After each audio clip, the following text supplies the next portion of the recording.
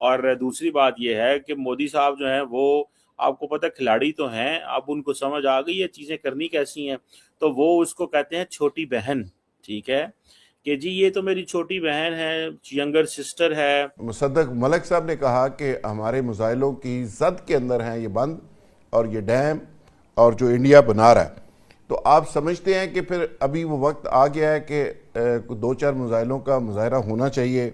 जो हमारे प्रभु गणेश हैं उनको वहां पे शोतिन के नाम से कहते हैं, गॉड ऑफ प्रोस्पेरिटी, जैसे हमारे यहाँ भगवान जी को मानते हैं। लक्ष्मी माता को वो लोग किशोतिन के नाम से जानते हैं, यम को एनमा कहते हैं, ब्रह्मा को बोनतिन कहते हैं। ये चनाब और ब्यास के ऊपर जो है ना कितने आर्टिकल आए हैं, मैंने 6 लेटर लिखे हैं, 6 लेटर पिछले 3 महीनों में कि जनाब क्या कर रहे हैं, सोए हुए हैं आप लोग। इस पे इंडिया में आर्टिकल छपे, पाकिस्तान के आर्टिकल छपे, मुझे बता दो दे पिछले 4 महीने की कारकर्दगी बताई क्या किया इन्होंने। कब तक दुनिया बदल रही है, पाकिस्तान कब बदलेगा, बहुत बड़ा सवाल है। तो जो भगवान शिव हैं उसको वो लोग महेश्वरा कहते हैं। आप सोच लीजिए इतनी सिमिलैरिटीज है। तो मतलब हमारा जो कल्चरल इन्फ्लुएंस है वो आज का नहीं है, वो बहुत पुराना है।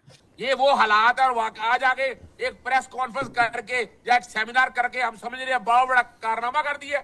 आपके सेमिनारों से या प्रेस कॉन्फ्रेंस से क्या फर्क पड़ना, उन्हें कोई फर्क नहीं पड़ना। लोनी साहब ने इनको, ट्रम्प साहब ने, क्या नाम है, मोदी साहब ने उसको यंगर सिस्टर कहा है ना, ये वो क्योंकि मेलोनी को चॉकलेटे देते हैं तो वो कहते हैं कि मैं जरा तलकात अपने जरा ना भैन भरावां ते इस।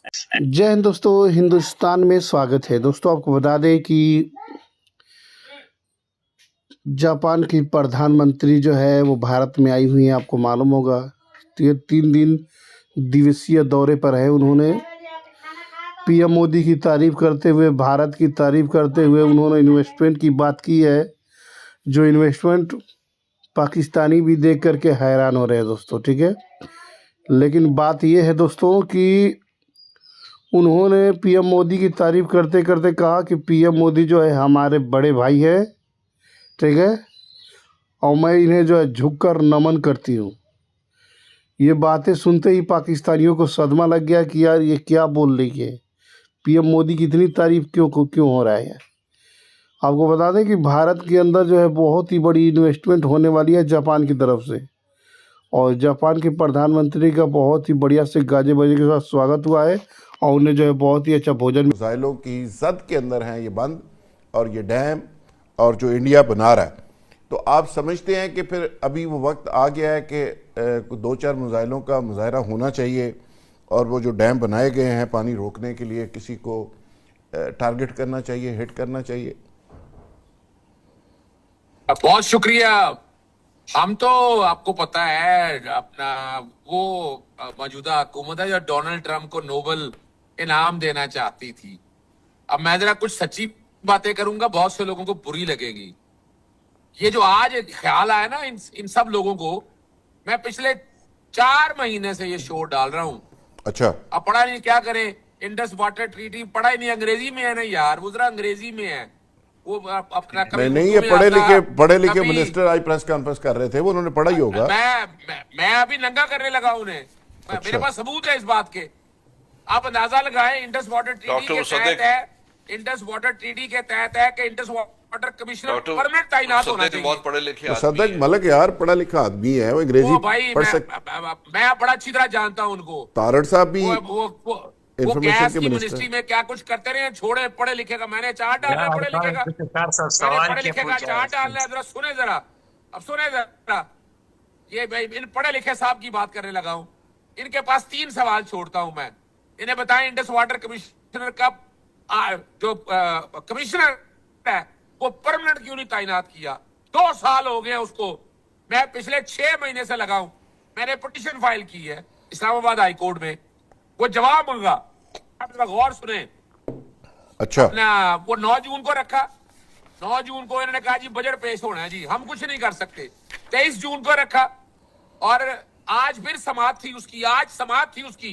तो मैंने उन्हें कहा, उन्होंने कहा जी अभी तो कुछ नहीं कर रहे। ये मैं आपको बता रहा हूं, इनकी अपना अंदाजा लगाएं इनकी सिंसियरिटी क्या है। अब आगे आए, ये चनाब और ब्यास के ऊपर जो है ना कितने आर्टिकल आए हैं, मैंने 6 लेटर लिखे हैं, 6 लेटर पिछले 3 महीनों में कि जनाब क्या कर रहे हैं, सोए हुए हैं आप लोग।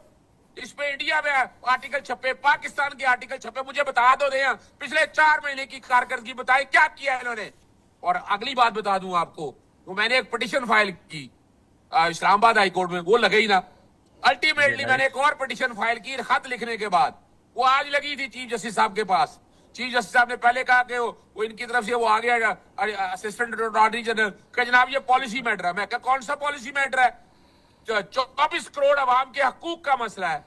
इन्होंने आज तक कभी इंडस वाटर ट्रीटी पे अमल दरामद के हवाले से सोचा? इनके पास तो रिसेंट फैसला था अभी का, ये पिछले 2023 का फैसला मौजूद था।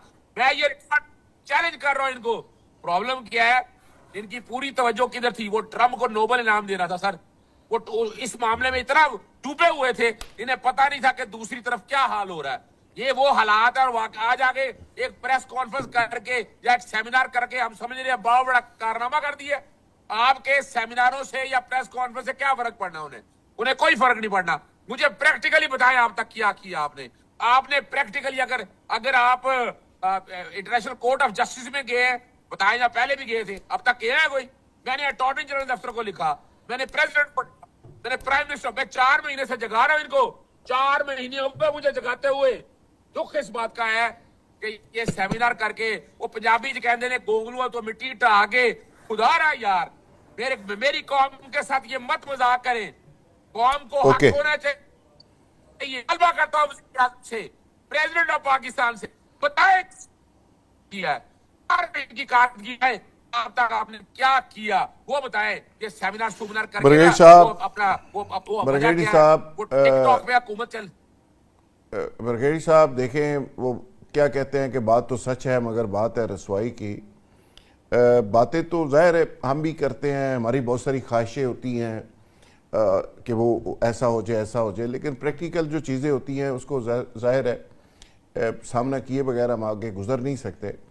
एक कश्मीर कमेटी होती थी, हम तो देखो ना इंडिया को हमेशा ही सबक सिखाने के लिए तैयार बैठे होते हैं, ऐसे आस्तीनें चढ़ा के हम धमकियाँ देते हैं मोदी को। तो प्रैक्टिकली आपकी हालत ये है कि आप मुझे बता दें कि कश्मीर कमेटी का चेयरमैन कौन है? दोस्तों आपको बता दें कि उनका बहुत ही बढ़िया स्वागत किया गया भारत के अंदर। उन्हें जो है वो देसी म्यूजिक भी बजाने के लिए दिखाया गया, वो बजाकर ट्राई भी किया, आपने वीडियो में देखा भी होगा। और उन्हें जो है बिल्कुल स्वदेशी भारतीय भोजन का खाना भी खिलाया गया डिनर में पीएम मोदी के साथ में। और उन्होंने जो है भारतीय खाने की तारीफ़ की कि मैंने आज तक ऐसी टेस्टी स्वादिष्ट खाना नहीं खाया है। ठीक है, और आपको बता दें जिस तरीके से भारत और जापान की कॉम्बो दोस्ती है, आने वाले समय में भारत और जापान दोनों को बहुत ही बड़ा फ़ायदा होने वाला है दोस्तों। और कोई पाकिस्तान को पूछ नहीं रहा है, जिसकी वजह से पाकिस्तानियों की मिर्ची लगी पड़ी है कि सभी लोग जो है भारत में दौड़ के जा रहे हैं और पाकिस्तान में क्यों नहीं कोई